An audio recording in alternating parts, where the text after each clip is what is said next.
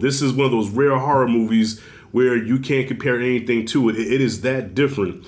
It's not slasher, it's not demonic, because right now there's only like two types of horror movies. You got your holy horror movies that have to do with exorcism and carrying Satan's baby, and then you have slashes like Art the Clown that just hacks motherfuckers up, which, you know, I tend to side more with the slashes.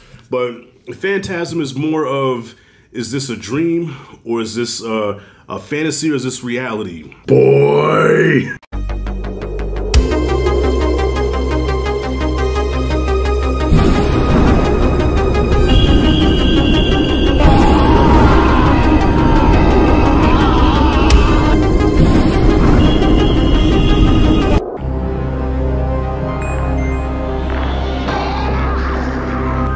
Is it a fantasy? Phantasm. Is it alive?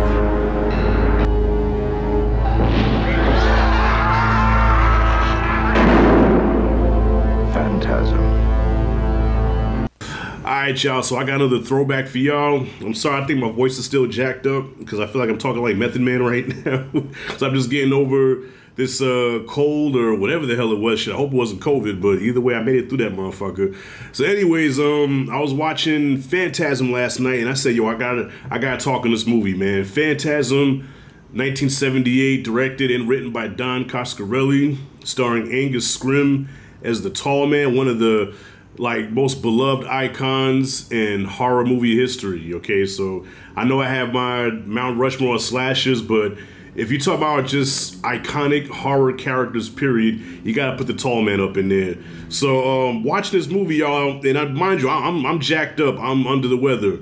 All right, I'm drugged up, and this movie felt like I was even worse drugs because this movie was like a whole damn fever dream. Okay, so the whole thing with Phantasm, your boy Mike, 13-year-old Mike, he got a problem.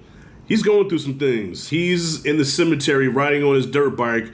Why he's riding a dirt bike in the cemetery, your guess is as good as mine. But he's riding around and he notices this hearse and this extremely tall Joker picking up a casket by itself, bare hands, picking up the casket and throws in the hearse, closes the door.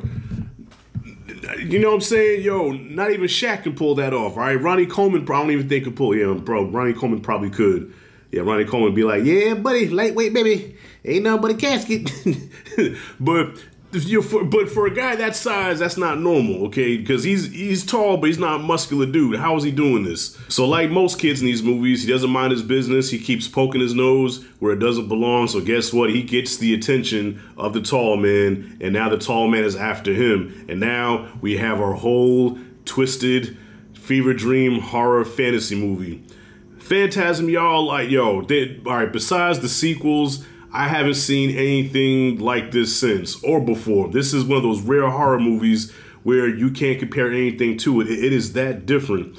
It's not slasher, it's not demonic, because right now there's only like two types of horror movies. You got your holy horror movies that have to do with exorcism and carrying Satan's baby, and then you have slashes like Art the Clown that just hacks motherfuckers up, which, you know, I tend to side more with the slashes. But Phantasm is more of, is this a dream, or is this a fantasy, or is this reality? You really don't know, because the Tall Man, he's not really a demon. I think they describe him as an alien because he can go in and out of these dimensions or whatever. So he's kind of an alien with these mystical powers, and so what he does is he robs graves and he takes the dead bodies and he shrinks them down into like evil looking Jawas. And he uses them for his evil biddings, okay? He uses them to capture more dead bodies. So I guess he's creating an army of evil Jawas to take over the world or something like that. But little Mike is in his way. So now you got to get rid of little Mike. So Mike gets the help of his brother and the brother's homeboy, who has his own ice cream truck. And all these dudes do is smoke weed all day and play their guitars. Don Coscarelli, it must have been on some serious drugs back then. I think the 70s had a better quality of drugs as compared to now, because it seems like back in the 70s and 80s, shit was more creative when it came to horror. Now, you can argue and say, well, yeah, the effects don't hold up, the effects are dated, and yes, this movie was made in 1978, so a lot of the effects are extremely dated. So I could see you know, some of these new cats now watching this and be like, oh my God, that's so bad.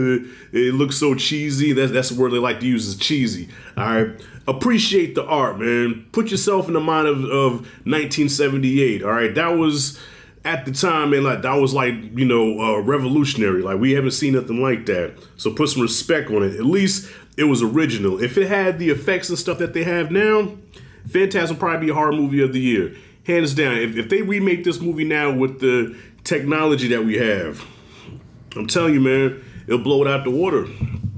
Because right now, like, and I love horror movies. I'm a horror movie fan, but like this year, it's been a lot of misses. It's been some hits, but just nothing on the creativity scale of a movie like Phantasm. All right, which doesn't require a lot of gore, a lot of blood, a lot of gut. Well, there is blood in this movie, but it doesn't depend on the gore. It doesn't depend on the body count to sell you on this movie, because there's technically only 2 deaths in this movie that I could think of. There's 2 deaths, and one of those deaths are questionable because it gets to a point where you're like, okay, is this real? Is this not real? Okay, is this all a dream, or is it? You know, boy, you know what I'm saying? Shout out again to Angus Scribb.